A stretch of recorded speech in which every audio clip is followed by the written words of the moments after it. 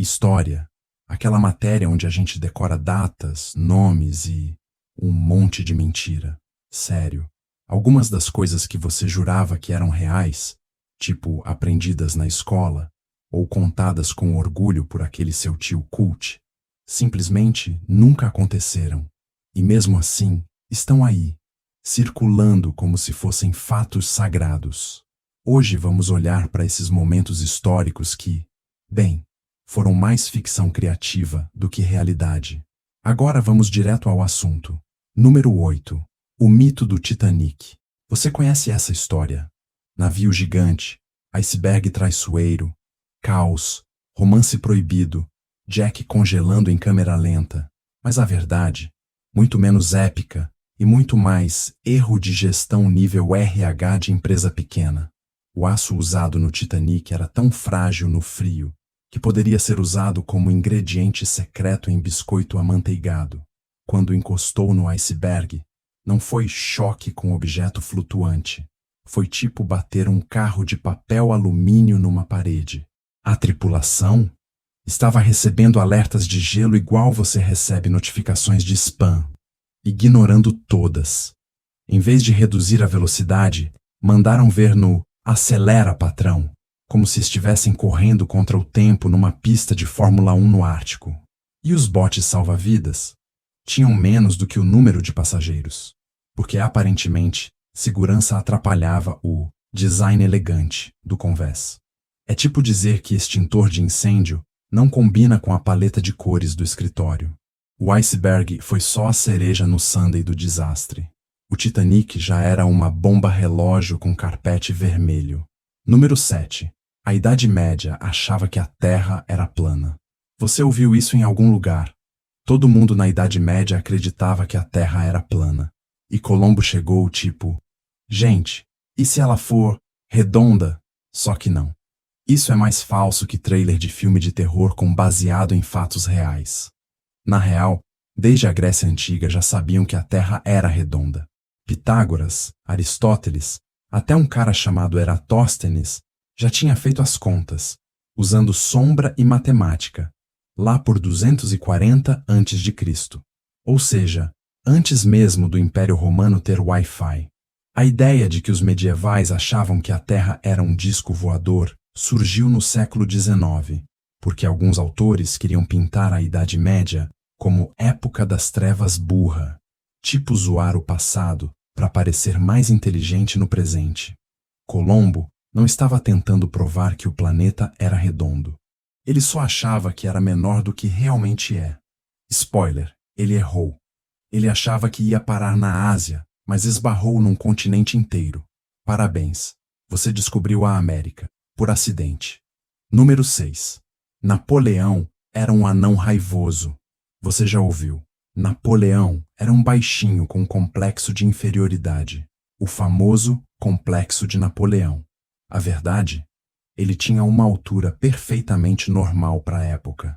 Ele só parece pequeno porque foi vítima da trollagem internacional. Napoleão media cerca de 1,68 m, altura absolutamente comum para um francês do século XVIII. Mas os britânicos, inimigos eternos de Napoleão, usaram medidas diferentes e disseram que ele tinha 1,57 m. Resultado? Virou piada de salão e meme de 1800. Também não ajudou que a guarda pessoal de Napoleão era composta por uns armários de 2 metros. Qualquer um ao lado deles pareceria uma versão humana do Funko Pop. A cereja no bolo? Cartunistas britânicos começaram a desenhar Napoleão como um gnomo furioso, e a imagem pegou. Séculos depois, ainda estamos repetindo a zoeira. Tudo porque os ingleses sabiam fazer propaganda melhor que campanha de shampoo com celebridade. Número 5. As bruxas queimadas em Salem. Você já viu essa cena? Mulher amarrada num poste, multidão gritando, fogo subindo como se fosse clipe de heavy metal. Só que isso não aconteceu, pelo menos não em Salem. Durante os julgamentos de 1692, 19 pessoas foram executadas, e nenhuma delas foi queimada. Foram enforcadas. E um cara, sim, um cara, foi esmagado com pedras por se recusar a declarar inocência ou culpa. Chique, né? A confusão vem da Europa, onde queimar bruxa era quase passatempo. Lá sim, a galera curtia transformar pessoas em churrasco místico. Mas nas colônias americanas, seguia-se a lei inglesa, e essa dizia: bruxa boa é bruxa, enforcada. Então por que diabos todo mundo acha que as bruxas de Salem viraram carvão? Agradeça aos filmes, séries e aquele professor de história que queria dramatizar a aula. Hollywood viu uma boa fogueira dramática e pensou: bora usar isso. Moral da história: em Salem, as bruxas não queimaram.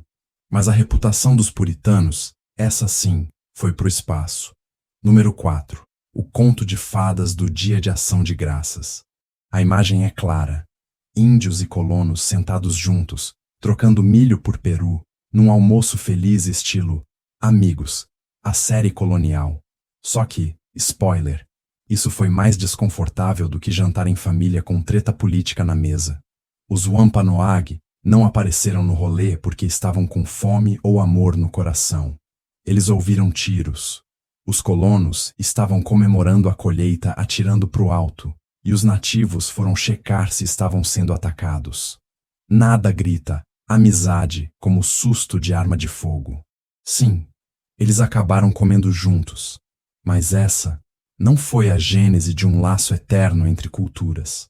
Foi tipo aquele churrasco forçado com o vizinho que você nem gosta. Porque logo depois disso, os colonos fizeram o que colonos adoram fazer: guerra, doença e pegar terras que não eram deles. E essa história toda de primeiro dia de ação de graças só virou feriado em 1863, com Lincoln tentando unir um país no meio da Guerra Civil. Basicamente, os Estados Unidos estavam se despedaçando e Lincoln disse: galera, vamos fingir que sempre fomos gratos juntos. Conclusão: o Dia de Ação de Graças real foi menos amizade colorida entre culturas e mais história maquiada para parecer bonita. Número 3. Nero tocando violino enquanto Roma queimava. Clássico da má liderança. Roma em chamas. O imperador numa colina, dedilhando um violino e soltando um soneto. É praticamente o meme original de "isso aqui tá pegando fogo e eu tô de boas". Só que, mais uma vez, mentira. Começando pelo óbvio, violino nem existia na época. Foi inventado mais de 1000 anos depois.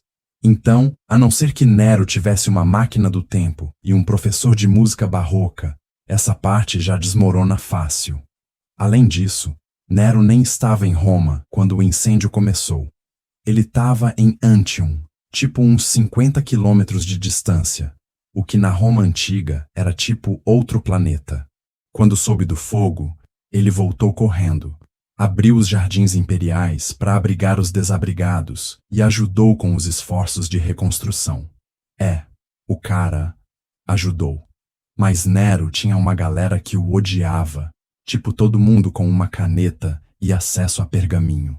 Depois que ele morreu, esses historiadores começaram a retratar o imperador como o vilão de novela das 9. Afinal, falar mal do morto era praticamente um esporte nacional em Roma. Resumo: Nero era meio surtado, sim. Mas tocar violino enquanto tudo queimava? Isso é fanfic histórica em sua forma mais poética. Número 2. Que comam brioches. Maria Antonieta. Essa é uma das frases mais famosas da história. Se não tem pão, que comam brioches. Um resumo perfeito da realeza francesa. Cega, mimada, desconectada da realidade.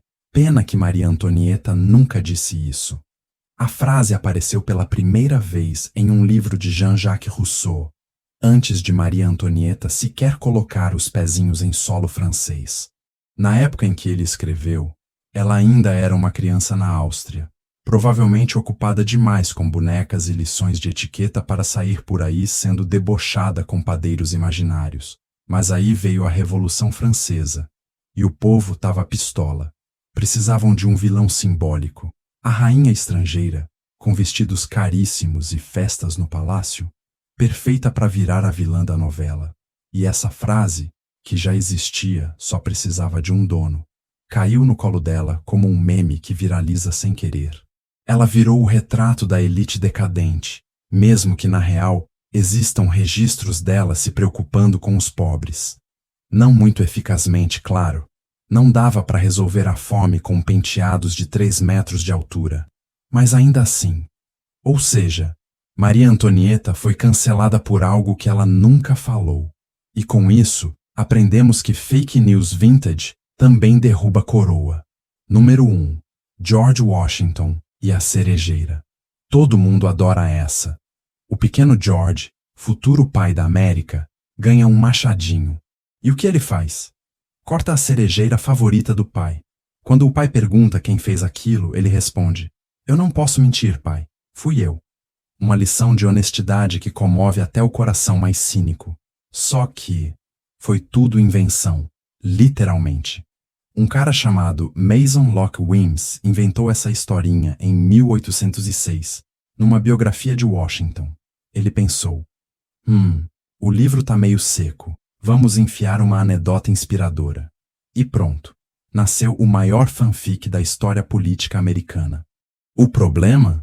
As pessoas acreditaram e continuam repetindo até hoje como se fosse um fato inquestionável. Tem até livro didático que usa essa história para ensinar sobre caráter, como se George fosse o Pinóquio ao contrário. Na real, Washington era conhecido por ser sério, reservado e absolutamente zero fã de sentimentalismo piegas. Se ele soubesse dessa história, provavelmente cortaria a cerejeira de novo, só que com a cara do Wims estampada nela. Conclusão: a única coisa verdadeira nessa história é que o povo ama transformar figuras históricas em personagens de contos de fadas, com machadinhas e tudo. E é isso por hoje. Vou fazer vídeos parecidos no futuro. Se quiser ver, inscreva-se no canal.